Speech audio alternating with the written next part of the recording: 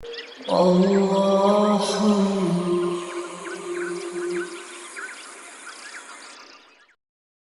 الشیطان الرجیم بسم اللہ الرحمن الرحیم۔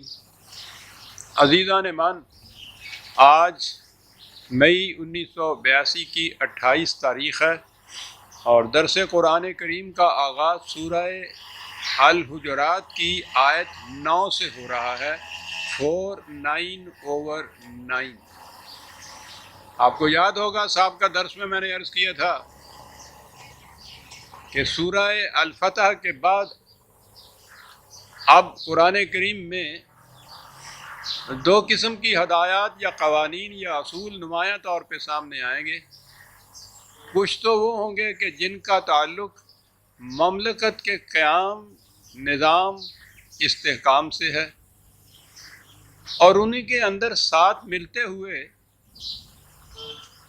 چھوٹے چھوٹے معاشرتی احکام یا ہدایات ساتھ آئیں گی۔ نظر بظاہر یہ سمجھ میں بات نہیں آتی کہ ایک طرف اتنے بڑے بلند اور اہم معاملات مملکت کے متعلق، اور ان کے ساتھ ہی دوسری آیت کے اندر ایک چھوٹی سی ہدایت معاشرتی۔ لیکن آپ غور کریں گے تو نظر آئے گا کہ ان کا تعلق بڑا چولی دامن کا ہے۔ یہ جنہیں ہم چھوٹی چھوٹی معاشرتی خرابیاں کہتے ہیں، انہی سے بڑے بڑے ہنگامے برپا ہو جاتے ہیں، فسادات ہوتے ہیں۔ اور یہ بات نہ بھی ہو تو قرآن تو پہلے افراد کے کیریکٹر کو، اس کی سیرت اور کردار کو اپنے قالب میں ڈھالتا ہے، ان کی تطہیر کرتا ہے، ان کا تزکیہ کرتا ہے، اور پھر یہ افراد ہیں کہ جو اس نظام کو قائم کرتے ہیں، چلاتے ہیں، مستحکم کرتے ہیں۔ یہ مکینیکل چیز نہیں ہے کہ ایک مشین ہے، سیٹ کر دی، بٹن دبایا تو وہ چلنا شروع کر دیا اس نے از خود۔ یہ تو افراد نے اس نظام کو آگے چلانا ہے۔ تو جب تک افراد کی اپنی سیرت اس نظام کے سانچے میں نہیں ڈھلی ہوگی، وہ اس نظام کو چلا نہیں سکتے۔ اور یہ جو چھوٹی چھوٹی بظاہر باتیں ہم کہتے ہیں، وہ انگریزی میں وہ بات تو ایک بہت بڑے فلاسفر کی ہے، اہم ہے، وہ character is built up of triflings, کہ جسے آپ کیریکٹر کہتے ہیں وہ چھوٹی چھوٹی چیزوں کے مجموعے کا نام ہوتا ہے۔ بڑے بڑے اہم معاملات کے اندر تو انسان ویسے ہی احتیاط برتتا ہے کہ کوئی ایسی حرکت نہ ہونے پائے جو نمایاں طور پہ نظر آ جائے کہ یہ صحیح اصول سے گری ہوئی ہے۔ روزمرہ کی زندگی میں صبح سے شام تک جب آپ کے معاملات دوسرے لوگوں سے پڑھیں تو دیکھنا یہ ہوتا ہے کہ غیر شعوری طور پر چھوٹی چھوٹی سی باتوں کا ظہور آپ کی طرف سے کیسے ہوتا ہے، اس کا رد عمل کس قسم کا ہوتا ہے۔ یہ ہے اصل معیار کسی کے کیریکٹر کو پرکھنے کا۔ اور یہ وجہ ہے کہ قرآن نے اتنے اہم امور مملکت کے متعلق اصول و ہدایات کے ساتھ ساتھ چھوٹی چھوٹی جزئی سی چیزیں معاشرتی زندگی کے متعلق بھی ساتھ ساتھ بتاتا چلا جاتا ہے۔ پچھلی آیت میں جیسے پچھلے درس میں آیت میں جو آیا تھا کہ کوئی بات تم تک اگر پہنچے تو اس کو یوں ہی نہ لے اڑا کرو،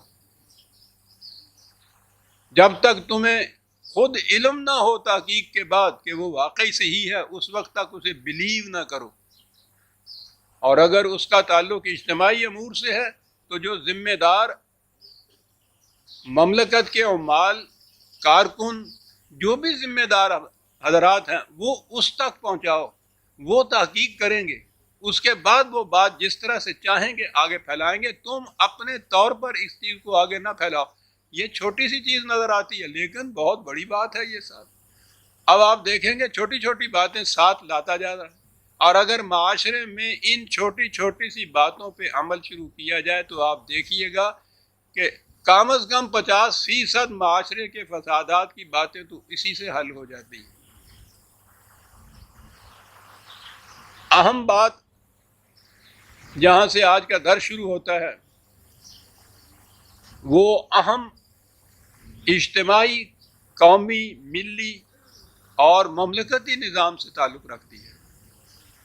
وَإِن طَائِفَتَانِ مِنَ الْمُؤْمِنِينَ اقْتَتَلُوا فَأَصْلِحُوا بَيْنَهُمَا فَإِن بَغَتْ إِحْدَاهُمَا عَلَى الْأُخْرَى فَقَاتِلُوا الَّتِي تَبْغِي حَتَّى تَفِيَّ إِلَى أَمْرِ اللَّهِ فَإِن فَاءَتْ فَأَصْلِحُوا بَيْنَهُمَا بِالْعَدْلِ وَأَقْسِطُوا إِنَّ اللَّهَ يُحِبُّ الْمُقْسِطِينَ۔ قرآن کریم نے ایک امت کی تشکیل کی جو مومنین پر مشتمل ہوتی ہے۔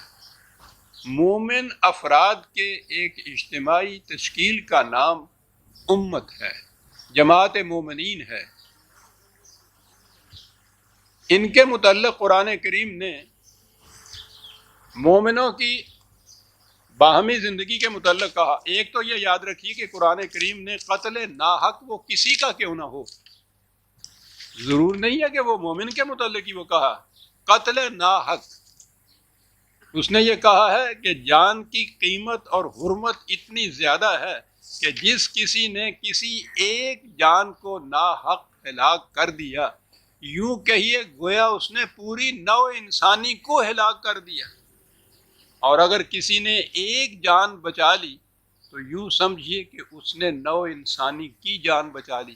تو گویا ایک جان کی قیمت، اہمیت اور حرمت قرآن کے نزدیک اتنی بڑی ہے کہ ایک جان کو ضائع کر دینا یا ہلاک کر دینا اس کے نزدیک پوری نوع انسانی کو ہلاک کر دینے کے مرادف ہے۔ اہمیت اتنی بڑی ہے۔ اب بالخصوص جب وہ جماعت مومنین کی طرف آتا ہے تو یہ اہمیت دوہری ہو جاتی ہے ان کی۔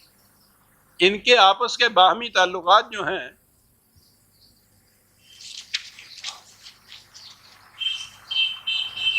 اخوت کے تعلقات ہیں، برادرانہ تعلقات ہیں، باہمی ہمدردی کے تعلقات ہیں۔ سورہ النساء میں قتل کے متعلق 2 آیتیں ہیں۔ ایک تو ہے قتل خطا، سہون کسی کا قتل ہو جانا۔ صاحب ہے یہ ارادتاً جرم نہیں ہے۔ سہون جو قتل ہے اس کے لیے قرآن نے خون بہا مقرر کیا ہے، دیت جسے کہتے ہیں، خون کی قیمت ادا کر دینا۔ اس سے زیادہ سزا نہیں ہے کوئی۔ سہون یہ خطان ہے۔ اور دوسرا ہے وَمَن يَقْتُلْ مُؤْمِنًا مُتَعَمِّدًا فَجَزَاؤُهُ جَهَنَّمُ خَالِدًا فِيهَا وَغَضِبَ اللَّهُ عَلَيْهِ وَلَعَنَهُ وَأَعَدَّ لَهُ عَذَابًا عَظِيمًا۔ قتل مومن بالارادہ، یہ 3 4 5 لفظ اکٹھے قرآن لے آیا ہے۔ میں سمجھتا ہوں کہ کچھ اس نے چھوڑا ہی نہیں ہے جو کسی کے خلاف جرم کی سزا کے لیے کہا جا سکے، کوئی چیز ہی نہیں چھوڑی ہے۔ فَجَزَاؤُهُ جَهَنَّمُ غضب اللہ علیہ فلعنہ وَأَعَدَّ لَهُ عَذَابًا عَظِيمًا۔ قتل مومن بالعمد، آپ اندازہ لگا لیجئے کہ اس کی کتنی اہمیت ہوئی۔ یہ تو اس نے ایک قانون دیا، ایک اصول دیا، لیکن اس کے باوجود وہ سمجھتا ہے انسانی کمزوریوں کو۔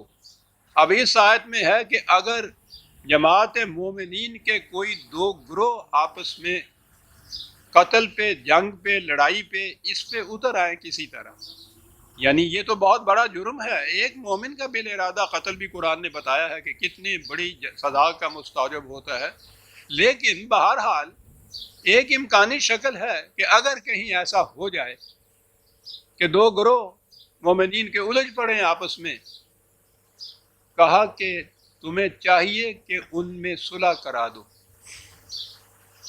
یوں نہ آگے گزر جائیے۔ یہ ایک بہت بڑی اہم چیز ہے جو بتائی گئی۔ یہ تو 2 گروہ ہیں جو الجھ پڑے ہیں۔ یہ جو اگلا حکم ہے فَأَصْلِحُوا بَيْنَهُمَا، تو ویسے تو ترجمہ ہوگا کہ تم ان میں صلح کرا دو۔ یہ کون ہے جن سے کہا جا رہا ہے صلح کرا دو؟ کوئی ہے نا تیسری پارٹی موجود؟ وہ 2 تو آپس میں الجھ پڑی ہیں، ایک تیسری پارٹی ہے جس سے کہا جا رہا ہے کہ تم ان میں صلح کرا دو۔ یہ تیسری پارٹی ہے جسے آپ مملکت کہتے ہیں۔ میں نے پچھلے دفعہ بھی عرض کیا تھا کہ قرآن میں ہمارے دور میں جو اصطلاحات ہمارے ہاں عام مروج ہیں، یہ الفاظ قرآن میں نہیں آئے۔ پھر میں دہرا دوں، قرآن میں قانون کا لفظ ہی نہیں آیا، دستور یا کانسٹیٹیوشن کا لفظ ہی نہیں آیا۔ اس میں عدالت کا لفظ نہیں آیا. ان معنوں کے اندر عدالت جس کو آپ کورٹ کے معنی میں کہتے ہیں یہ چیز نہیں اس کے اندر آئی. بائی لاز جسے آپ جزیات کہتے ہیں ان معنوں میں یہ نہیں آیا. لیکن اس کی اپنی اصطلاحیں ہیں.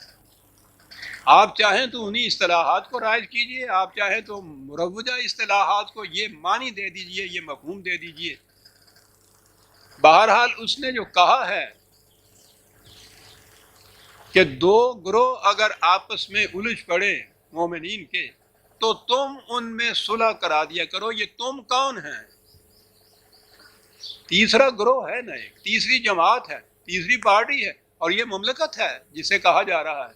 اس لیے کہ یہ وہ ہے تم جس کے متعلق کہا کہ تمہارے صلح تو تم کراؤ نہایت عدل اور انصاف کے ساتھ. اس کے بعد بھی اگر کوئی پارٹی ان دونوں میں سے پھر سرکشی کرے تو اس کے خلاف تم جنگ کا اعلان کر دو. یہ تم آ رہا ہے اس درمیان میں, تو نظر آیا کہ یہ جو تم ہے اس کی موجودگی کا نام ہے صحیح معنی میں ملت اسلامیہ کا نظام. یہ اگر تم درمیان میں نہ رہے تو انتشار ہی انتشار ہو جائے. کیا ہو رہا ہے آج کی تاریخ میں بات سمجھ میں آ جائے گی. قریب 2 سال ہو گئے ہیں نا ایران اور عراق کی لڑائی. 2 مومنوں کی مملکتیں لڑ رہی ہیں آپس میں, طائفہ تان نہیں. یعنی وہ تو چھوٹے چھوٹے سے کوئی گروہ ہوتے ہیں جن میں آپس میں جھڑپ ہو جاتی ہے. 2 مسلمانوں کی مملکتیں 2 سال سے لڑ رہی ہیں. یہاں کہا یہ ہے کہ تم ان میں صلح کراؤ, اور اس صلح کے بعد اگر پھر کوئی سرکشی پہ اتر آئے تو تم اس کے خلاف اعلان جنگ کر دو. یہ تم ہے نہیں موجود.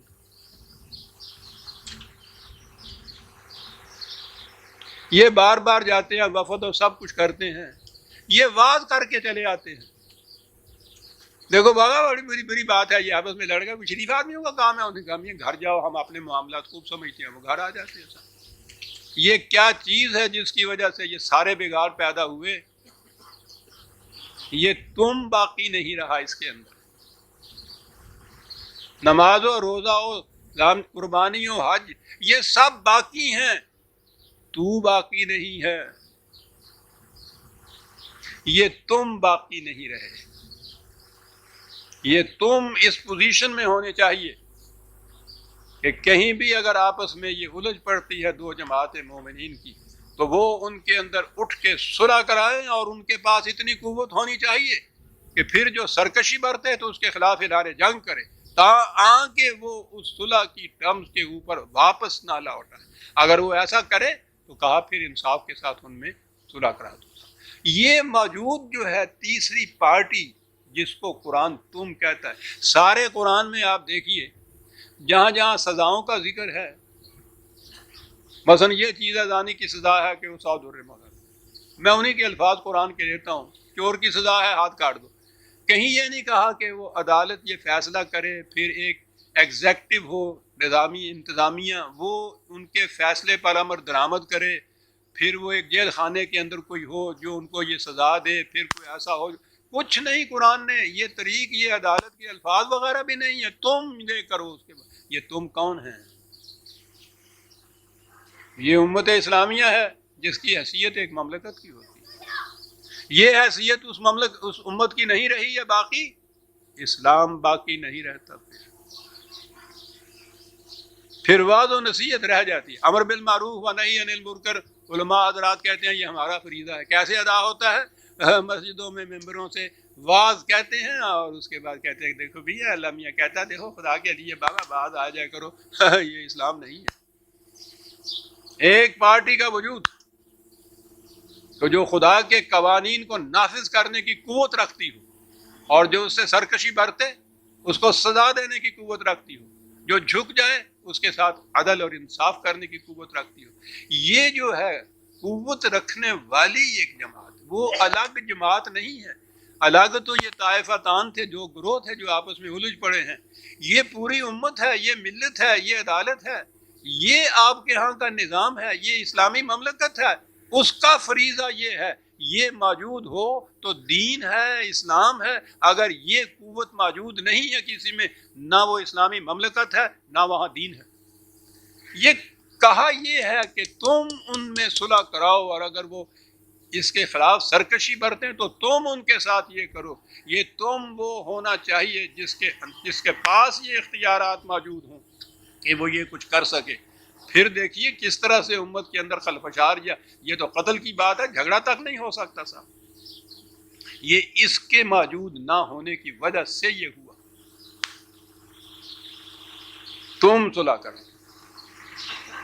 یہ موجود نہیں ہے تو وہ 2 سال آپ کہہ رہے ہیں، پتہ نہیں قیامت تک آپس میں لڑتے چلے جائیں گے. اور یہ ساری 1000 سالہ تاریخ آپ کی جو ہے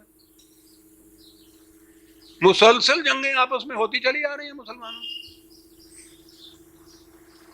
اب اس کے لیے کھٹکا پیدا ہوا کہ صاحب قتل مومن تو قرآن نے کہا ہے اتنا بڑا جرم ہے کہ اس کی سزا جہنم ابدی، خدا کا غضب، اس کی لعنت، عذاب عظیم.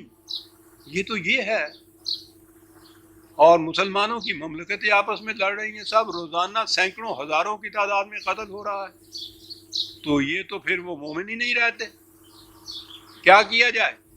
بڑی آسان بات ہے، تاریخ کو مسخ کیا جائے، وضعی روایتیں آپ کے یہاں داخل کی جائیں. کس قسم کی؟ یہ ایک قتل محمد کا ذکر ہے نا قرآن نے، یہ تھا 4/93، 4/93. ایک مومن کے عمدن قتل کی یہ سزا قرآن نے تجویز کی. ایک مومن کے عمدن قتل کی. میدان جنگ کے اندر تو پورے کی پوری جماعت ایک طرف ہوتی ہے، دوسری طرف دوسری مملکت ہوتی ہے، اور عمدن قتل ہوتا ہے جنگ کے اندر تو ساون تو ہوتا ہی نہیں ہے. تاک تاک کے نشانہ لگایا جاتا ہے. پھر کیا کیا جائے؟ کیا کیا جائے؟ انہوں نے کہا کہ وہاں جا کے پکڑو جہاں سے یہ بھاگ نہ سکے. پورے کی پوری صحابہ کی جماعت، پورے سارے صحابہ. دیر کی بات نہیں ہے، یہ حضرت عثمان کے زمانے کا ذکر ہے نا رضی اللہ تعالیٰ عنہ. جنگ جمل، جی روایات کی کتابیں بھری پڑی، تاریخ کی کتابیں بھری پڑی. کس بات کے؟ آدھے صحابہ ایک طرف، آدھے صحابہ دوسری طرف، میدان جنگ میں دونوں اترے ہوئے ہیں، ایک دوسرے کو قتل کر رہے ہیں، اور کہتے ہیں 10,000 صحابہ شام تک قتل ہو چکے تھے میدان میں. یہ قتل عمد ایک دوسرے کا ہو رہا تھا نا. یہ عام مومنین کا ذکر نہیں ہے. صحابہ کبار کے متعلق یہ کہا جا رہا ہے جن کے مومن حقہ ہونے کی شہادت قرآن میں خدا دے رہا ہے. کہا ہے ان کے لیے ہم نے جنت تیار کر رکھی ہے، ہم تو ان کے آنے کا انتظار کر رہے ہیں.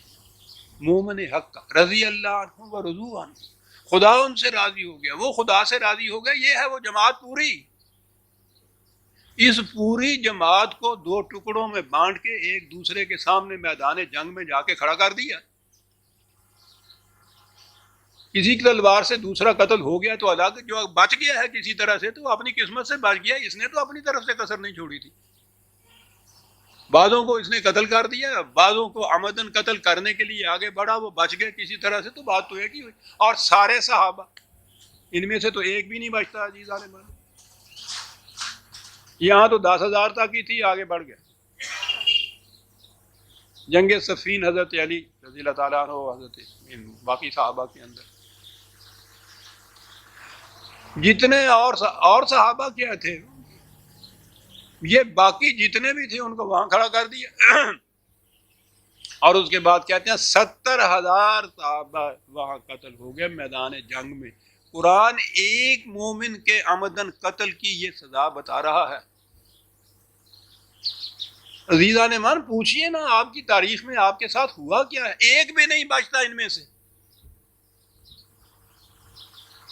کچھ قتل ہو گئے اس عمدن دوسرے کو قتل کرنے کے لیے، بیٹھے بٹھائے نہیں قتل ہوئے ہیں میدان جنگ میں. بعضوں کو قتل کر دیا گیا، کچھ بچ گئے. ان کے قتل کرنے میں تو کوشش میں تو انہوں نے کوئی کسر نہیں اٹھا رکھی. اب سوچئے تو صحیح، باقی کون بچتا ہے آپ کے یہاں؟ پھر آگے اسلام چلے گا کیسے؟ دہن کا ذکر کیا، یہاں سر ہی غائب ہے غریباں سے. صحابہ میں سے کوئی ایک بچتا ہی نہیں ہے تاریخ کے ان روایات کی روح سے کہ جس نے قتل عمد کا ارتکاب نہ کیا ہو. کچھ ارتکاب کرتے کرتے وہاں قتل ہو گئے. قرآن کی روح سے کہاں گئے؟ معاذ اللہ، میں تو جرت نہیں کر سکتا زبان پہ لاؤں، لیکن جرت کروں یا نہ کروں، کیا کریں گے؟ ان تاریخ کی کتابوں کو سینے سے لگائے ہوئے 1000 برس سے پھر رہے ہیں، یہ کہتے ہوئے ساری دنیا کو کہ یہ رسول اللہ صلی اللہ علیہ وسلم یہ جماعت تیار کر کے گئے تھے، ابھی کفن بھی میلا نہیں ہوا تھا تو میدان جنگ میں ایک دن میں 10,000 ایک دن میں 70,000 صحابہ پورے کے پورے یہ جماعت تیار کر کے گئے تھے آپ کے رسول، معاذ اللہ معاذ اللہ۔ اشداء علی الکفار رحماء بینہم کی شہادت خدا دے رہا ہے، یہ ہے رحماء بینہم۔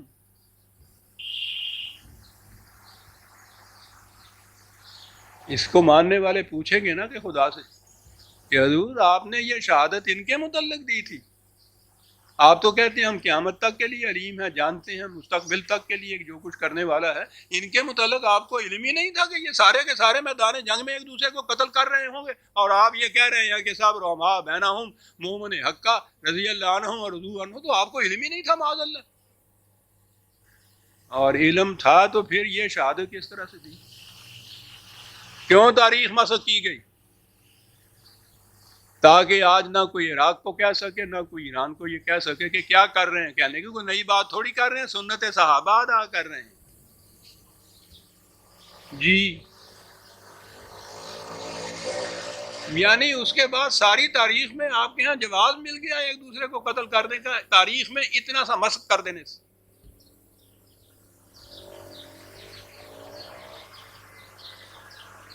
میں کہہ رہا تھا کہ قرآن نے کہا ہے کہ دو جماعتیں الجھ پڑیں تو وہ جماعت مملکت ہونی چاہیے جو ان کے اندر صلح کرائے، اور اگر کوئی نہیں مانتا تو اس کے خلاف اعلان جنگ کرے۔ یہاں وہ سارے کی ساری جماعت جو ہے ایک دوسرے کے خلاف جنگ میں الجھی پڑی ہے، ایک دوسرے کو قتل کر رہی ہے، تیسری کا ذکر ہی کوئی نہیں ہے، وہ تو تیسری کا نام نشان بھی نہ رہا، جو سارے کے سارے تو میدان جنگ میں آ گئے۔ یہ ہے آپ کی تاریخ، معاذ اللہ معاذ اللہ۔ ان صحابہ کی تو یہ تاریخ نہیں ہو سکتی۔ میں کسی عقیدت کی بنا پہ نہیں کہتا، میں تو خدا کی شہادت جو قرآن میں محفوظ ہے اس کی بنا پہ کہتا ہوں، اس کو کہاں لے جاؤں میں اگر یہ مانتا ہوں؟ کہتے ہیں کہ خدا کی شہادتیں جو ہیں برطرف رکھو۔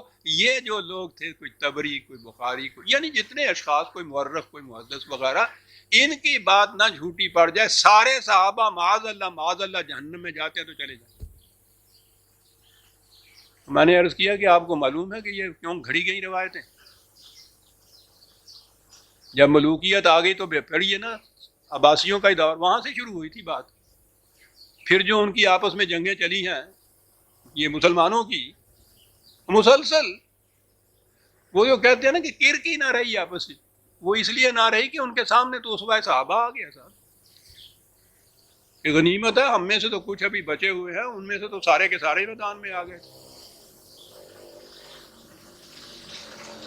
جسٹیفیکیشن، جواز اپنے اس قتال کا جو باہمی ایک دوسرے کی گردن مارنے کا ہے، تاریخ کا ایک واقعہ۔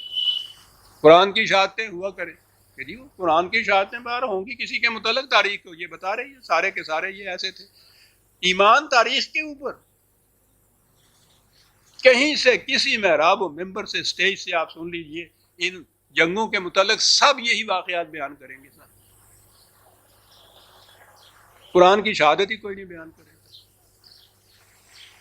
تو یہ چیز ہوئی، وہ تیسری قوت جسے قرآن نے کہا تھا، وہ صلح کرانے والی قوت، وہ ختم کر دی انہوں نے۔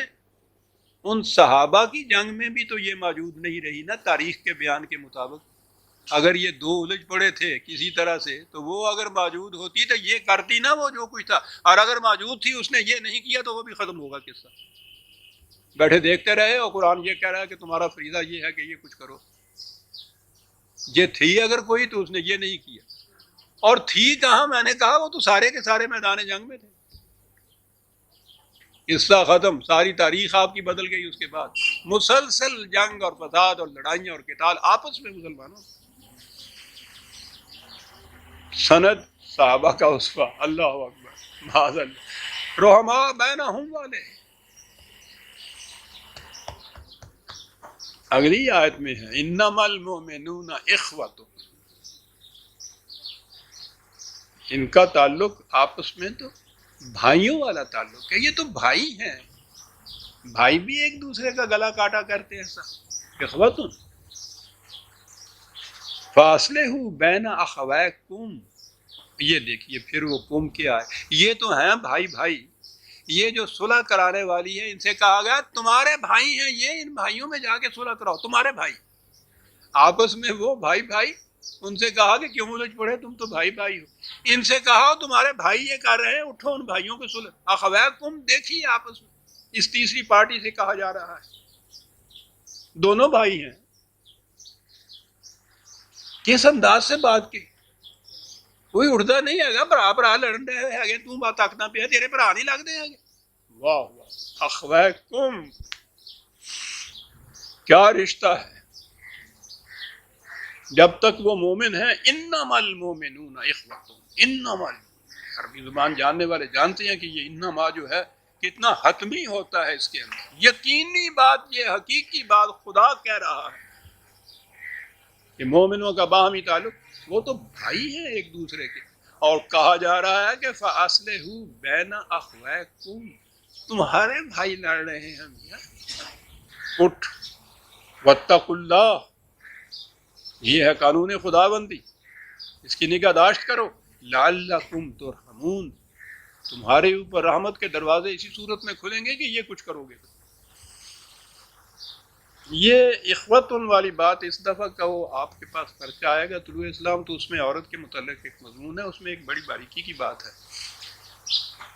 انما المومنون اخوتن، قرآن کا بھی انداز یہ ہے، اور لا قانون جو مروج ہوتے ہیں اس میں بھی یہ تاریخ ہے کہ جب کہیں میسکولن جنڈر مذکر کا صیغہ استعمال کیا جائے اجتماعی، تو اس میں مؤنث کا صیغہ خود آ جاتا ہے. یہ قانون ہے. قرآن نے بھی مومنون جہاں کہا ہے مذکر کے صیغے استعمال کیے ہیں، ان کے اندر مؤنث کے صیغے خود آ جاتے ہیں، عورتیں خود شامل ہوتی ہیں. مومنون کے اندر مرد مومن ہی نہیں ہوتے، اگرچہ گرامر کے اعتبار سے تو یہ چیز ہے، لیکن میں نے عرض کیا ہے نا کہ قانون میں یہ ایک مسلمہ حقیقت ہے کہ وہ ورب یا ضمائر جو ہیں، پروناؤنز جو ہیں، وہ میسکولن بھی کیوں نہ ہو، مذکر کیوں نہ ہو، اگر وہ اجتماعی چیز ہے کوئی تو اس میں خود بخود عورتیں شامل ہوتی ہیں. قرآن نے تو اخوت ان کا لفظ مردوں اور عورتوں دونوں کے لیے خاص طور پہ دوسرے مقام پہ بولا بھی ہے. یہ صرف مرد ہی نہیں آپس میں بھائی بھائی. میری بیٹیاں میری بہنیں غور سے سنیں، اس چیز کو بڑی نئی چیز آئے گی. یہ کہا جائے کہ یہ سب تمہارے بھائی ہیں، تو ان سے کہا گیا نا کہ یہ سب تمہاری بہنیں ہیں، سارا مسئلہ جنسیات کا حل ہو گیا. دنیا میں ان کو چھوڑ کے جو کہیں پرورشن کا ہی کوئی کیس ہو، کروڑوں میں کوئی ایک آدھ کیس اس قسم کا ہوتا ہے جنسی پرورشن کا، بد نہادی کا، کہ وہ بیٹی بہن میں بھی تمیز نہیں کرتا. ورنہ میں نے جیسا لکھا بھی اس کے اندر یا کہا بھی کرتا ہوں، بدماش سے بدماش لڑکا، آوارہ سے آوارہ، سارا دن دوسروں لڑکیوں کے پیچھے پھرنے والا، رات کو گھر آئے، گھر میں اکیلی بہن جوان خوبصورت موجود ہے، دونوں اپنے ایک کمرے کے اندر سوئے ہوئے ہیں. ساری عمر یہ کچھ وہ ہوگا، اس کی طرف نظر باد اٹھا کر نہیں دیکھے گا. کیوں؟ کیا تبدیلی ہے؟ بہن ہے.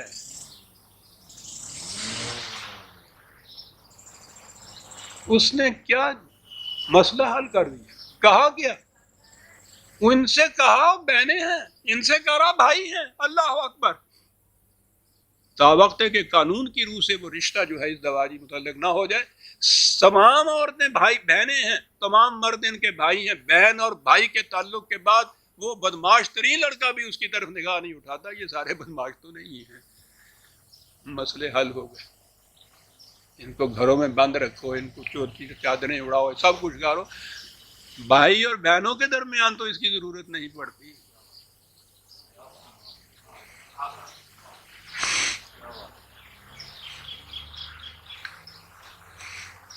یہ ضرورتیں اس لیے پڑے، نہ ہم نے ان کو بہنیں سمجھا، نہ انہوں نے بھائی، نہ ہم ان کے بھائی بنے. مسائل کھڑے ہو گئے. اس کے لیے اصلاح کی صورتیں یہ کری جا رہی ہیں، اوڑھنیاں لوڑیاں، واکنگ ٹینٹس بنا دو، یہ کہ سارا کچھ ڈور کو سلجھا رہے ہیں. اور سرا ملتا نہیں. سرا یہ ہے کہ یہ بھائی اور بہن کا تعلق اگر تو ہم قائم کر دیتے ہیں کوئی مسئلہ ہی اس کے بعد پیدا نہیں ہوتا. اخوۃ انما المؤمنون اخوۃ، ایک لفظ نے صاحب بات آپ دیکھیے، بات تو مملکتی قانون کی کچھ ہو رہی ہے آپس میں، کہاں چلی گئی یہ بات صاحب؟ وہ پوری ایک امت تیار کرتا ہے، ایک ملت تیار کرتا ہے، ایک معاشرہ تیار کرتا ہے جس میں مرد اور عورت کے تعلق بھائی اور بہن کے تعلق ہوتے ہیں. اللہ. اب اس کے بعد اتنی بڑی اہم چیز، اور اس کے بعد پھر چھوٹی سی بات، وہ چھوٹی سی میں نے عرض کیا کہ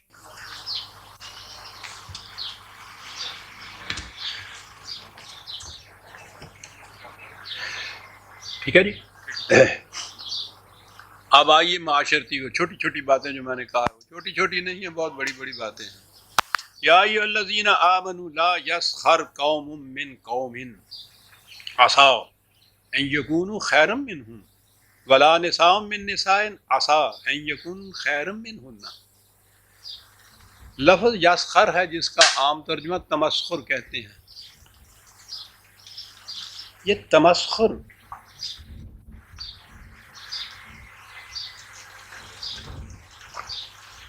انگریزی زبان میں ایک ہیومر ہوتی ہے، ایک چیز، وہ مزاح ہوتا ہے، بڑی ایک شگفتہ سی چیز، تھوڑی سی لطافت اس کے اندر. مقصد کسی کو ذلیل کرنا نہیں ہوتا، دوسری چیز ریڈیکیول کرنا ہوتا ہے. عربی زبان میں اور قرآن میں استہزاء ہے اس کے لیے. یہ یسخر کا جو لفظ ہے، سخرا کے معنی ہوتا ہے دوسرے کو اس طرح سے دبانا اپنے نیچے کہ وہ ذلیل ہو جائے. تمسخر جو ہے وہ انٹینشن یہ ہوتی ہے اس قسم کا تمسخر کہ دوسرے کو ذلیل کیا جائے، ویسے تھپڑ مار کے نہیں، ڈنڈا مار کے نہیں، الفاظ کے ذریعے سے ذلیل کیا جائے. یہ سخرا کا لفظ اس لیے ہے، تسخیر کا لفظ یہاں سے آتا ہے، مسخر کرنا اسی سے آتا ہے، لیکن یہ مسخر کرنا ہے استہزاء، کہ اس قسم کا تمسخر نہ کرو کہ دوسرا اس میں ذلت محسوس کرنے لگ جائے. ہمارے ہاں تمسخر جو ہے اس کی انٹینشن یہ ہوتی ہے کہ دوسرے کو ذلیل کیا جائے. کہا یہ تو بھائی ہیں تمہارے، تو بھائیوں کو بھی کوئی ذلیل کیا کرتا ہے. بھائی کی ذلت تو تمہاری اپنی ذلت ہے. کسی سے کہا جائے کہ اس کا باپ تو اس قسم کا تھا اور ہو وہ تمہارا بھائی، تو وہ تو خود تمہارا باپ اس قسم کا ہو گیا. تمسخر نہ کرو. ہو سکتا ہے کہ دوسری جماعت گروہ تم سے بہتر ہو، مرد بھی یہ کچھ نہ کرے اور آپس میں بھی یہ کچھ نہ کرے. تمسخر کیوں کیا جائے؟ یہ دیکھا نا آپ نے تمسخر کا لفظ کس معنی میں یہاں آیا ہے.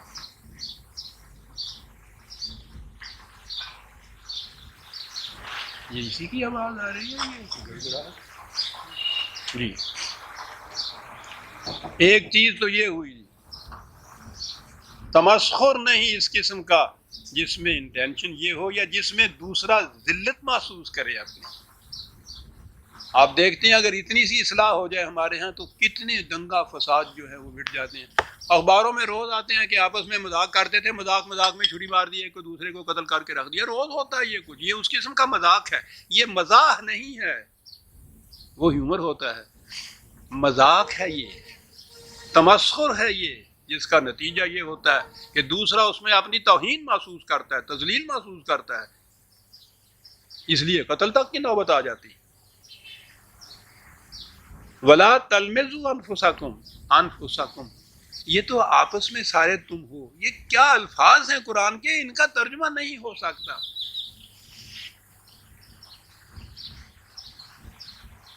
تم آپس میں تلمزو، یوں ہی کسی کے ذمے کوئی بات چپکا دینا. لمزہ یہ ہوتا ہے کہ ایسے ہی نہ چپکا دیا کرو، تشریح میں کرنے کی ضرورت نہیں ہے. روز ہمارے معاشرے میں یہ ہوتا ہے، یوں ہی کسی کے ذمے ایک بات چپکا دی جاتی ہے. قطن ایسا نہ کرو. ولا تنابزوا بالالقاب، الٹے پلٹے نام نہ رکھا کرو. یہ الٹے پلٹے سے تو کچھ بات بنتی نہیں. اب کروں میں کیا، بات آتی ہے وہی پنجابی کی، نام دے کناں نہ رکھیا کرو. یہ بات ہے، وہ کناں رکھنے جڑے ہے.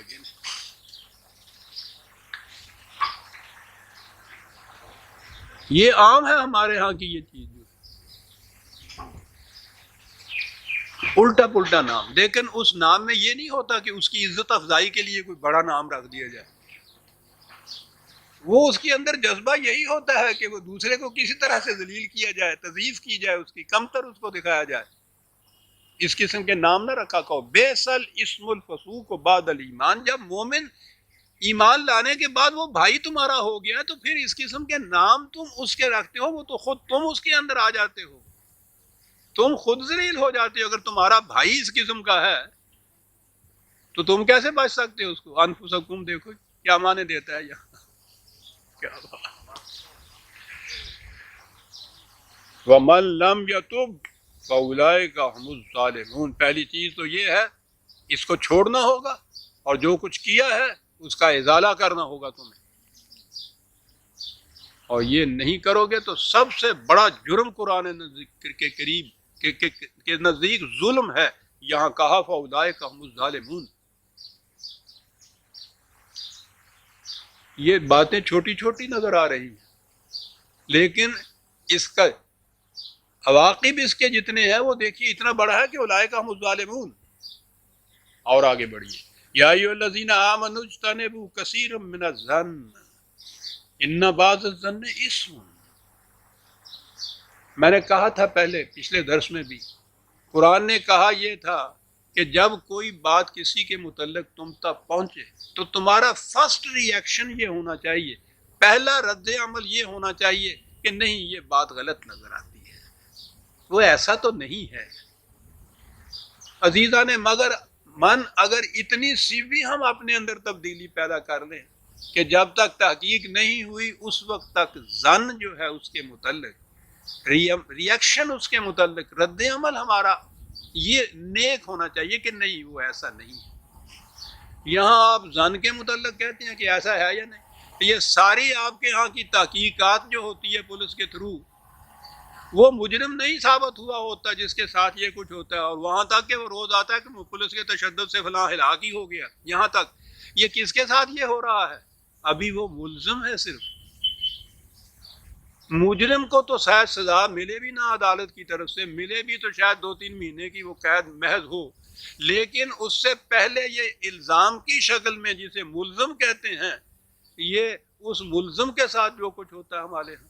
اور پھر انفرادی طور پر ظن جو ہے کسی کے متعلق نیک ہوتا ہی نہیں ہمارے ہاں. میں نے کہا تھا نا پچھلی دفعہ کیوں کہ کسی کے متعلق کوئی آ کے تعریفی کلمات کہے کہ صاحب وہ بہت اچھا آدمی، ایماندار، دیانتدار ایک افسر آیا ہے، اور 2-4 لفظ تو زیادہ سے زیادہ وہ برداشت کر سکے گا، اور اس کے بعد پھر ہوگا او میاں چھوڑو بیچ میں یہ سب گول وچوں نہ پھول کئی ہو جائے آئے دیکھے ہوئے مگروں پتہ لگتا ہے گا وچوں ہو جائے ہوں آگے نہیں. یعنی سن نہیں سکتا دوسرے کے متعلق نیک بات. اور اگر وہ خرابی کی بات آئے کہ صاحب وہ یہ کچھ ہاں وہ ٹھیک ہے جی میں نے بہت سنی ہے یہ باتیں، ہاں نہیں پھر اور کیا چیز آپ نے سنی، چلتا ہے، پھر وہ لذت لیتا ہے اس کے اندر. یہ ہے معاشرہ ہمارا. وہ کہتا ہے تمہارا پہلا ظن نیک ہونا چاہیے کہ نہیں ایسا نہیں ہو سکتا. اور کئی ظن جو ہیں وہ تو آگے جب چلتے ہیں تو اسم تک وہ بات جا پہنچتی ہے سر. حالانکہ وہ ہوتی بدظنی کی بات، یہ ساری حقیقت نہیں ہوتی. تحقیق نہیں کیا ہوا تم نے اس کو، ابھی وہ ملزم ہی ہے، الزام ہی ہے. ظن اس کے متعلق جو ہے وہ نیک نہیں. دیکھا عزیزان من چھوٹی چھوٹی سی باتیں جس کو قرآن کہتا ہے. معاشرے میں اگر یہ چھوٹی چھوٹی سی باتوں کی اصلاح ہو جائے تو آپ دیکھیے کہ کتنے بڑے بڑے فسادات سے ہم بچ سکتے ہیں. ولا تجسسوا، جو تمہارا معاملہ ہو میں سٹو نہ لگاتے پھرا کرو دوسروں کے معاملے میں کنسوئیاں لیتے ہوئے. اچھا یعنی نظر بظاہر سب کچھ ٹھیک آ رہا ہے کہ نہیں، تجسس، ٹو لگانا، کچھ پتہ چل جائے کسی قسم کا، ذرا سی بات بھی یوں نظر آ جائے سر. عادت ہوتی ہے بعد میں. اور معاشرہ جب اس قسم کا بگڑے جیسا ہمارا ہے پھر تو ہر ایک اس میں لذت لیتا ہے دوسرے کے معاملوں میں. اس طرح سے دخل دینا جس کا تعلق کچھ بھی نہیں تم سے, اور پھر ٹو لگاتے پھرنا کہ اس کے اندر کیا ہے. ہاں پتہ کرنا چاہیے جناب ضرور اس کے متعلق, بڑی ضروری چیز ہے یہ جناب, پتہ کرنا چاہیے. ولا تجسس ولا یغتب بعضکم بعضا, غیبت نہ کسی کی. کریکٹر یہ پیدا کرو کہ کسی کے خلاف اگر کوئی چیز ہے تو اس کے منہ پہ کہو, برملا کہو, بے باکانہ کہو. انتہائی بزدلی اور منافقت کا کہ اس کے سامنے تو آپ ایک لفظ نہ کہیں بلکہ اس کی تعریف کریں, وہ منہ موڑے وہاں نہیں ہے, اور اس کے خلاف آپ پھر غیبت کی بات شروع کر دیں. اس کا تو شاید اس سے کچھ نہ زیادہ بگڑے, تمہاری منافقت میں تو کوئی شبہ نہیں باقی رہ سکتا. اسے قرآن نے کہا ایحب احدکم ان یاکل لحم اخیہ میتا فکرہتموہ. کسی کے پیٹھ پیچھے اس کے خلاف یہ کچھ کرنا یوں سمجھو جیسے اپنے مردہ بھائی کا گوشت کھانا آتی ہے. بھائی کا گوشت, انسان کا گوشت, پھر مردے کا گوشت.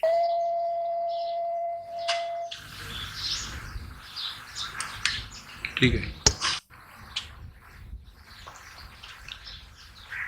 چھوٹی چھوٹی سی معاشرتی خرابیاں اور ان کی اصلاح کی شکل قرآن دے رہا ہے. پھر میں نے عرض کیا تھا نا کہ اس میں اہم ملی, قومی, دینی, مملکتی معاملات کے متعلق اصول ہیں, اور چھوٹی چھوٹی سی معاشرتی خرابیاں جو ہیں ان کی طرف توجہ دلائی گئی ہے. معاشرہ ان خرابیوں سے پاک ہو, اور جب وہ اجتماعی امور کی طرف آئے تو پھر یہ اہم اصول اس کے صحیح ہیں. اور اگلی آیت وہ آتی ہے کہ جس کے دانستہ غلط مفہوم سے بڑے بڑے اہم فسادات کھڑے کیے جاتے ہیں. ہمارے ہاں تاریخ پاکستان کی بنیاد ایک اصول پر تھی کہ ہندو کہتا تھا, اور ہندو کے ہم نوا جو مسلمان نیشنلسٹ تھے وہ کہتے تھے کہ قومیت وطن کے اشتراک سے بنتی ہے. ایک وطن کے اندر رہنے والے افراد, ان کا مذہب کچھ بھی کیوں نہ ہو, وہ ایک قوم بن جاتے ہیں. اور قرآن کی روح سے یہ ادھر مسلم لیگ والے جسے ہم کہتے ہیں وہ مسلم لیگ والے نہ کہیے. علامہ اقبال نے قرآن کی روح سے یہ تصور دیا تھا قومیت کا کہ اسلام میں قومیت کی تشکیل ہوتی ہے ایمان کے اشتراک سے. اسلام کے رشتے میں جو سارے پروئے جائیں وہ کہیں بھی ہوں, وہ الگ قوم کے افراد ہوتے ہیں. یہ دو قومی نظریہ کہلاتا تھا. وہ وطن کے اشتراک پہ وہ کہتے تھے. میں آگے جو بات کہوں گا اس سے نظر آئے گا کہ میں نے یہ بات یوں کیوں چھیڑی. وطن کے اشتراک کے اوپر تو پھر بھی یہ کیفیت تھی کہ ایک شخص اس وطن سے نکل کے دوسرے وطن میں چلا جائے تو قومیت بدل جاتی تھی. ایک تصور ہے قومیت کا نسل کی بنا پر. وہ جو اب اس پاکستان میں جسے حاصل کیا گیا تھا قومیت کے اس تصور کی بنا پہ کہ یہ وطن کی بھی اشتراک سے نہیں, اسلام اور دین کے اشتراک سے ہوتا ہے, اس پاکستان کے اندر تحریکیں اٹھ رہی ہیں کہ یہاں 4 قومیں بستی ہیں. اس طرح سا کیا کرائیٹیرین ہے؟ نسل کی بنا پر بستی ہے. میں نے کہا جغرافی کی بنا پہ اتنی ہم مخالفت کر رہے تھے, وہ تو بات ختم ہو جاتی ہے جب وطن چھوڑ دیا جائے. اختیار میں ہے آدمی آج کہ وطن چھوڑ دے, اور نسل کو تو چھوڑ ہی نہیں سکتا.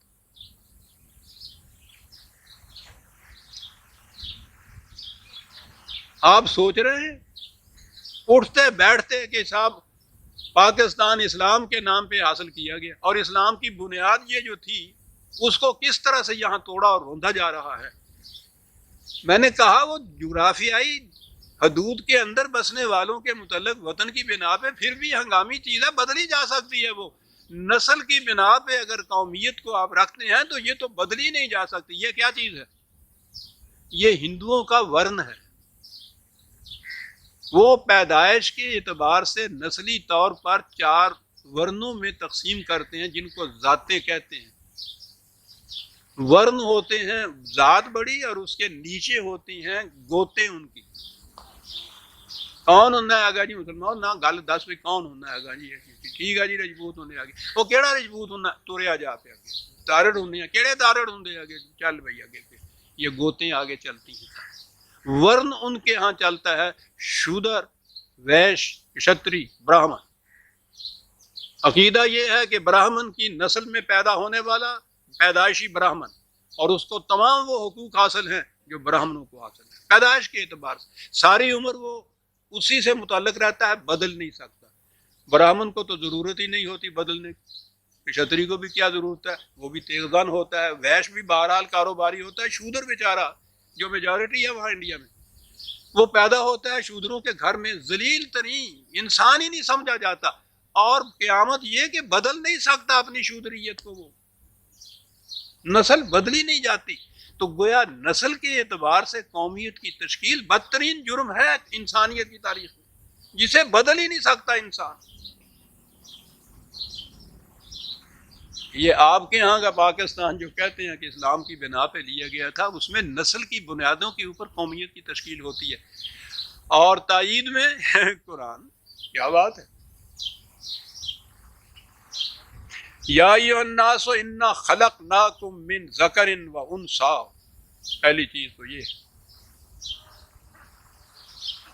الناس کو قرآن مخاطب کر رہا ہے، تو پہلی چیز تو یہی ہو گئی کہ وہ تو انسانیت کو مخاطب کر رہا ہے۔ قرآن کا مطمع نگاہ، مآخر، وہ معال، وہ انسانیت کو ایک قوم، ایک برادری بنانا چاہتا ہے۔ کان الناس امۃ واحدۃ، پوری انسانیت کو، اس میں جغرافیائی امتیازات تو ایک طرف، اور نسلی امتیازات تو کہیں ہوتے ہی نہیں ہیں۔ الناس جو یہاں الناس مخاطب کیا گیا ہے کہ تخلیق تمہاری جو ہوئی ہے، پہلی تفریق تو اس میں یہ عورت اور مرد کی یہ ختم ہے۔ ایک بچہ جو پیدا ہوتا ہے وہ نہ تنہا مرد کا بچہ ہوتا ہے، نہ تنہا عورت کا بچہ ہوتا ہے، اس لیے وہ خواہ وہ لڑکا ہو یا لڑکی ہو، اس میں دونوں شریک ہوتے ہیں، خامد اور میاں دونوں شریک ہوتے ہیں، مرد اور عورت دونوں کے مجموعے کا نام ہوتا ہے جو بچہ ہوتا ہے۔ لڑکی اور لڑکے کی مساوات تو یہیں سے آ گئی، لیکن آتی رہے۔ مولوی صاحب تو کہتے ہیں کہ لڑکے کے عقیقے میں 2 بکرے، لڑکی کے عقیقے میں 1 بکرا، لو اتوں گل شروع ہو جاتی ہے، اس غریب دے حصے بکرا ہی ایک آਉਂدا، یعنی یہ کڑی ہے، یہ 2 دنوں دی بھی نہیں بچاری، تے تقسیم میں شروع ہو گئی، وہ آدھا حصہ، تے جیویں ادھا حصہ تریا وہ پھر اخیر تکر قتل کے بعد جو دیت ہوتی ہے خون بہا، ان کی فقہ کا مسئلہ ہے کہ عورت کا خون بہا یا دیت مرد سے آدھا ہوتا ہے۔ انہوں تو اگر جنت چ پہلے تو پہنچن ہی نہیں دینا انہوں نے، پھر ساڈا ایمان خراب ہوندا ہے، انہوں باہر نہیں نکلن دیندے، ساڈا ایمان خراب ہوندا ہے، انہوں نے ایمان دی ٹھیکیدار نہیں ہے۔ اگر کہیں گئے بھی تو انہوں نے کہا نا اللہ میاں سے کہ انہوں نے آدھا کوٹھا دیو، آدھا۔ پہلی چیز تو قرآن نے کہا دی۔ اب اگلی بات ہے جہاں سے سند لیتے ہیں، وَجَعَلْنَاكُمْ شُعُوبًا وَقَبَائِلَ، شعوب یہ برادری ہیں جن کو آپ کہتے ہیں، قبائل وہ گوتے جن کو آپ، چھوٹے چھوٹے ٹکڑے جن کے ہوتے ہیں۔ جعلناکم کا ایک لفظ ان کے ہاتھ میں آ گیا۔ خدا کہتا کہ ہم نے تمہیں یہ مختلف قبائل اور مختلف شعوب بنائے، مختلف قبیلے، مختلف ذاتیں، مختلف گوتے، تو خدا نے بنائے ہوئے ہیں، کون ان کو مٹا سکتا ہے؟ کہ جی وہ ہندو بھی یہی کہتا ہے کہ شودر تو برہما نے بنائے ہوئے ہیں، کون ان کو مٹا سکتا ہے؟ ان کے خلاف تو روز مناظرے کرتے ہو تم، اپنی کانسٹیٹیوشن میں یہ رکھا ہوا ہے کہ یہاں انٹچیبلٹی قطر نہیں ہوگی، اسلام کے خلاف ہے، وہ تو اسلام کے خلاف ہے، ذاتیں اور برادریاں یہ عین اسلام ہے۔ شعوب اور قبائل کاہے کے لیے؟ قرآن نے بات بتا دی کہ اس کی ضرورت کیوں پڑ رہی ہے۔ اسلام سے پہلے عربی معاشرہ وہ صحرا نورد، عراب، بدو، ان کے اوپر مشتمل تھا، چھوٹا سا گروہ ایک، وہ اپنی بال بچوں کے ساتھ، بھیڑ بکریوں کے ساتھ کہیں پانی نخلستان ہوا وہاں 4 دن بسر کر لیے، پانی ختم ہوا وہاں سے وہ خانہ بدوش اپنے مونڈے کے اوپر انہوں نے گھر کو لادا اور پھر چل نکلے کسی دوسری جگہ، وہاں جا کے انہوں نے خانہ بدوشی کی زندگی نخلستان میں بسر کی. یہ ساری ان کے ہاں کیا معاشرت ہی اس قبائلی زندگی کا تھا. آج تو پھر بھی پہچان کے کئی طریقے نکل آئے ہیں.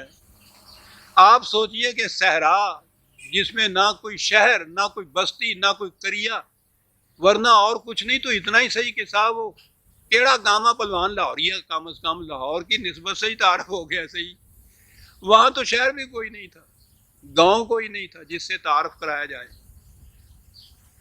صحرا میں بسنے والے آج یہاں کل وہاں. وہاں جو کوئی آدمی کسی کو قتل کر دے اور قاتل کے متعلق انہوں نے کہنا ہو کہ وہ کون تھا تو کیسے تعارف کرایا جائے. ان کے ہاں طریقہ یہ تھا کہ فلاں قبیلے کا فرد تھا.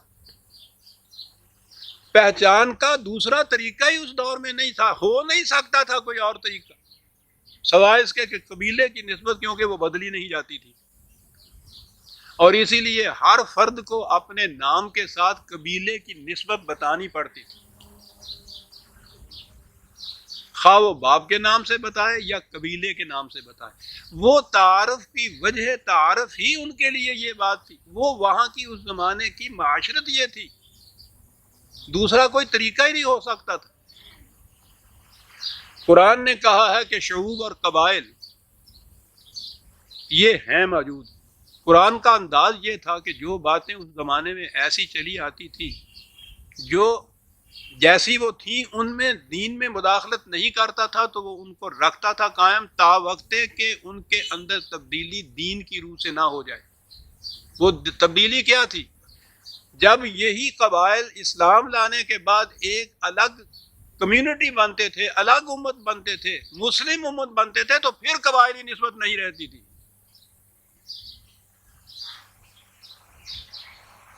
وہ قطرے یا دریا سمندر میں مل کے سمندر بن جاتے تھے. وہاں راوی بیاس اور ستلج نہیں رہتا باقی. اس وقت تک ان کے ہاں یہ صورت تھی. لیکن قرآن نے یہاں بھی ایک قدغن لگا دی کہ یہ جو اس وقت حالت ہے تمہاری مجبوری ہے کہ تم شعوب اور قبائل ہو، لیکن یاد رکھو یہ صرف تعارف کے لیے ہے، اس سے زیادہ کوئی بات نہیں ہے.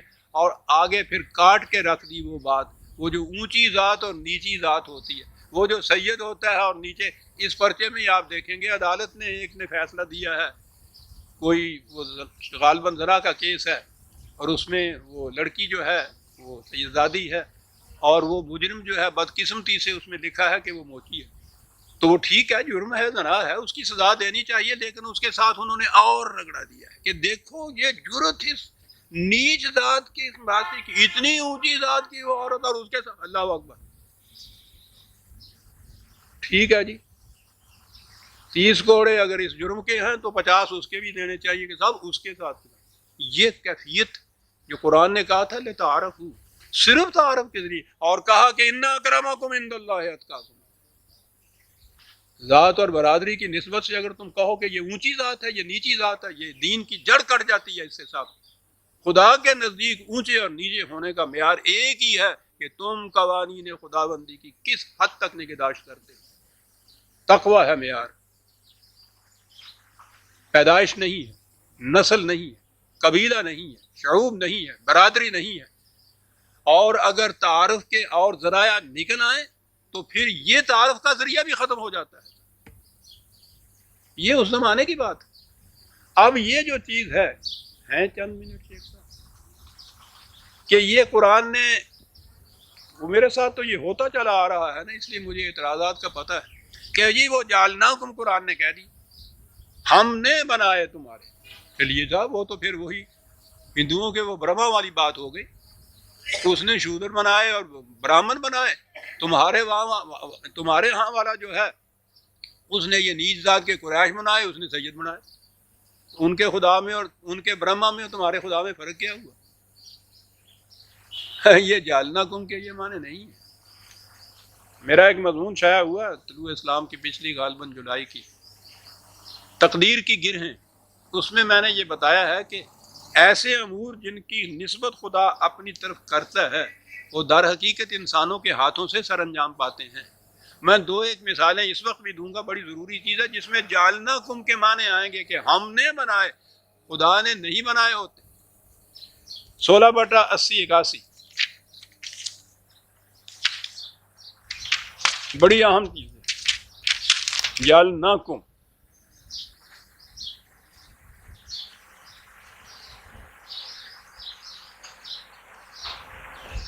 80 میں ہے، 16/80 میں یہ صحرا نشین جو ہے ان کے گھر خیمے ہوتے تھے، کھالوں کے بھی ہوتے تھے، کپڑے کے بھی ہوتے تھے، تو کھالوں کے عام طور پر وہ خیمے وہ خود کھالوں کے خیمے بناتے تھے ان کے، اب بھی جو بناتے ہیں یہ ٹینٹس وغیرہ آپ کے ہاں ہمارے بنائے ہوئے ہوتے ہیں۔ قرآن کہتا ہے واللہ جعل لکم من بیوتکم سکن وجعل لکم من جلود الانعام بیوتا، یہ جعلا خدا نے تمہارے لیے، یہ دیکھیے کیسے اچھے اچھے گھر بنا دیے ہیں جس میں تم سکون سے رہتے ہو، اور دیکھو اس نے تمہارے لیے جانوروں کی، مواشیوں کی کھالوں سے کیسے کیسے وہ ٹینٹ خیمے بنا دیے ہیں۔ تو خدا کو تو نہیں آگے بناتا، نہ تمہارے لیے وہ گھر بناتا ہے، نہ تمہارے لیے وہ یہ کھالوں کے خیمے بناتا ہے۔ جعل لکم، اپنی طرف نسبت کر رہا ہے، اس لیے کہ بنیادی طور پہ یہ جو میٹیریل یا یہ جو مسالہ ہوتا ہے یہ اس کا ہوتا ہے دیا ہوا، وہاں تک تو وہ بات ٹھیک چلتی ہے، آگے جو کچھ کرنا ہوتا ہے انسان نے بنایا ہوا ہوتا ہے، لیکن وہ نسبت اپنی ہی رکھتا ہے اس کے اوپر۔ اس کی اگلی آیت میں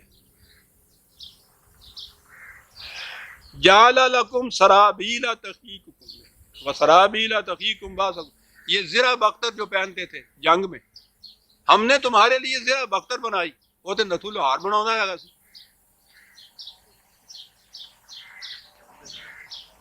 یعنی میں یہ عرض کر رہا ہوں کہ یہ قرآن کو لاتے ہیں ایک جگہ سے لیا، جعلناکم شعوبا و قبائل، آپ کو معلوم نہیں کتنی بات ہے اس جعلناکم سے لاتے ہیں، یہ تو کہتا ہے قرآن، خدا کہتا ہے ہم نے بنائے ہیں شعوب و قبائل، تم کون ہو مٹا سکنے والے، ذاتیں تم مٹا نہیں سکتے، قومیتیں بنیں گی اس کے اوپر، خدا نے بنایا ہے۔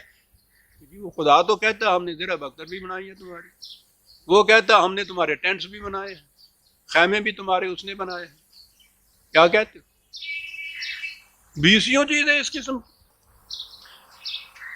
45/12 نہیں جی، ذرا اور آگے چل دیجیے، نہیں ہے تو خیر، لیکن میں اس کو ختم کروں گا۔ یہ 43/12 میں کیا چیز آ گئی؟ وَجَعَلَ لَكُم مِّنَ الْفُلْكِ، تمہارے لیے کشتیاں بنائی خدا نے، وہی جعل۔ اور پھر ایک جگہ تو ایسا آیا ہے میں سمجھتا ہوں اس کے بعد ضرورت ہی نہیں، یہاں تو اس نے شعوب اور قبائل کہا ہے نا کہ تمہارے لیے ہم نے شعوب بنائے، یہ ان کا ترجمہ جو ہے کہ اس نے بنائے، اور یہاں وہ کہتا ہے 25/54 25 اور 54، یہ دیکھیے کہاں ہے جعل، وَهُوَ الَّذِي خَلَقَ مِنَ الْمَاءِ بَشَرًا وَجَعَلَهُ نَسَبًا وَسِحْرًا، ہم نے انسان کے رشتے بنائے، ایک تو نسبی رشتے باپ دادا کے، اور ایک سسرالی رشتے۔ کدی کتے سسرالی رشتہ اللہ دا بنایا بھی دیکھے گا بھی وہ آگے کہو یار نکاح کر لے دے کڑی نال۔ جعلا، غور کیجئے، میں ایک لفظ کے اوپر لا رہا ہوں کہ یہ لوگ جو ہے کس طرح سے اپنے مفید مطلب چیزوں میں قرآن کے اندر بھی اس کو مسخ کرتے ہیں۔ جعلا کا لفظ آیا، میں پوچھتا ہوں کہ اس جعلا کے یہاں کیا معنی ہیں؟ کہ ہم نے نسبی رشتے بھی، نسبی رشتے تو جس کا جی چاہے وہ بناتے ہیں، جس گھر میں پیدا ہو، اور سسرالی رشتے خدا نے بنائے۔ تو جعلا کے یہ معنی نہیں ہوتے جہاں اس نے یہ بتایا ہوا ہوتا، جو چیزیں جس طرح سے مروج ہوتی ہیں ان کو قرآن اس طرح سے بیان کرتا ہے کہ بنیاد اس کی جو ہے خدا کی طرف ہوتی ہے، ورنہ یہ سارا کچھ خدا نہیں کرتا۔ تو یہ شعوب اور قبائل جو ہیں جعلنا کی وجہ سے یہ نہیں ہے کہ یہ خدا کے بنائے ہوئے ہیں، تمہارے بنائے ہوئے ہیں، اور بنائے ہوئے بھی اس وقت تک یہ رہ سکتے ہیں جب تک صرف تعارف کا ذریعہ ہوں، یہ اس سے زیادہ نہیں۔ جو ہی آپ نے اونچ اور نیچ ذاتوں کی وہ آپ چلے گئے ہندوؤں کے برہما کے اوپر، شودر اور برہمن کے اوپر۔ جو ہی آپ نے سید، مغل، پٹھان، قریش، نیچ ذاتیں، میں تو نام بھی نہیں لینا چاہتا، کیوں میں کہوں انسان کو نیچ، وَلَقَدْ كَرَّمْنَا بنی آدم، قرآن کہتا ہے ہم نے ہر انسانی بچے کو یکساں واجب التکریم پیدا کیا ہے.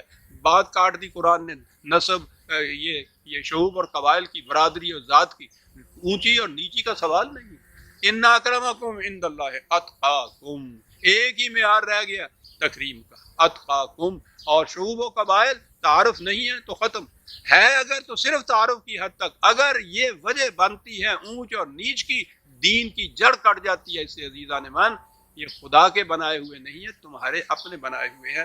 سورہ حجرات کی آیت 13 تک ہم آ گئے، 14ویں آیت سے ہم آئندہ لیں گے.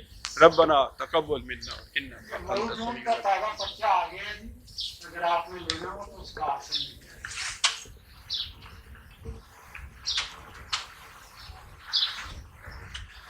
رہنے دیجیے ذرا.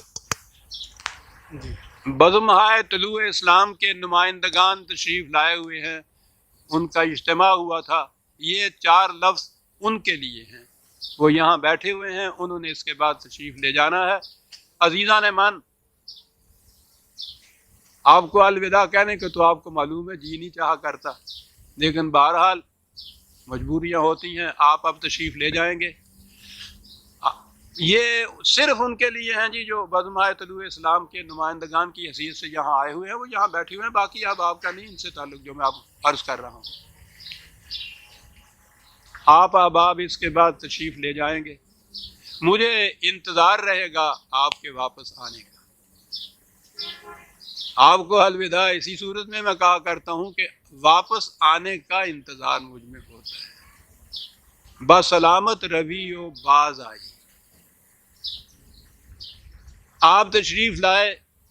اس دفعہ موسم کی نامساعدت کی وجہ سے کچھ تھوڑی بہت آپ کو زحمت بھی اٹھانی پڑی، لیکن وہ جو خدا کے میزان ہے کہ پلڑا جھکتا کس طرف ہے، آپ کی محبت اور عقیدت کے پلڑے میں اتنے وزن دار پرچیاں آپ نے ڈالی ہوئی تھی کہ وہ بہت جھکا ہوا رہا، اور اسی لیے مجھے اس کا زیادہ احساس نہیں ہوا کہ آپ کو اس دفعہ کچھ تکلیف بھی ہوئی، زحمت بھی ہوئی. موسم کی خرابی کی وجہ سے ایسا ہوا.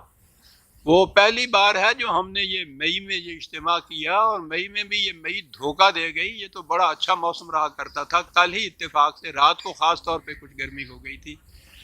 کچھ زحمت ہوئی ہو دل پہ نہ لائیے گا. مجبوریاں بھی غیر کے ہیں اختیار میں، اپنے اختیار میں نہیں تھی. آپ جائیے، جو پیغام یہاں سے لے چلے ہیں آپ تک تو وہ تھا ہی، آگے پہنچائیے جا کر اپنے دوستوں تک. یہ جو آپ تبلیغ کا کام کر رہے ہیں، قرآن کی آواز کو دوسروں تک پہنچانے کا، اس دور میں سب سے اہم کام ہی یہ ہے کہ جب تک حق بے نقاب ہو کر سامنے نہیں آئے گا، باطل نہیں مٹ سکتا. اور زیادہ کوشش کیجیے. اللہ تعالیٰ آپ کے ارادوں میں برکت، آپ کے بازو میں زیادہ ہمت عطا فرمائے. بہت بڑا کام ہے جو آپ کر رہے ہیں. یہاں ہی نہیں، ملک پاکستان میں ہی نہیں ہے، میں سمجھتا ہوں اس وقت پورے عالم اسلام میں قرآن خالص کی آواز صرف آپ کے ہی مرکزوں سے اٹھ رہی ہے. اور آپ پر ذمہ داری بڑی عائد ہوتی ہے کہ جب کوئی بات سمجھتا ہے تو حکم ہوتا ہے کہ بلغ ما انزل الیک. ما انزل والی نبوت تو نہیں رہی، لیکن جو وارث کتاب کی بنائی گئی ہے امت، قرآن نے کہا ہے ہم نے تمہیں ختم نبوت کے بعد اس قرآن کا وارث بنایا ہے.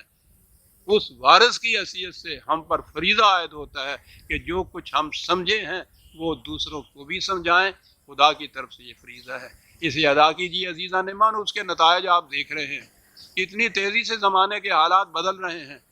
زمانے کے تقاضے آپ حق کی اس طرح سے تائید کرتے چلے جا رہے ہیں کہ جو بات پچھلے 30 سال میں اتنی سست رفتاری سے ہو رہی تھی، آج برق رفتاری سے بڑھتی چڑھتی چلی جا رہی ہے.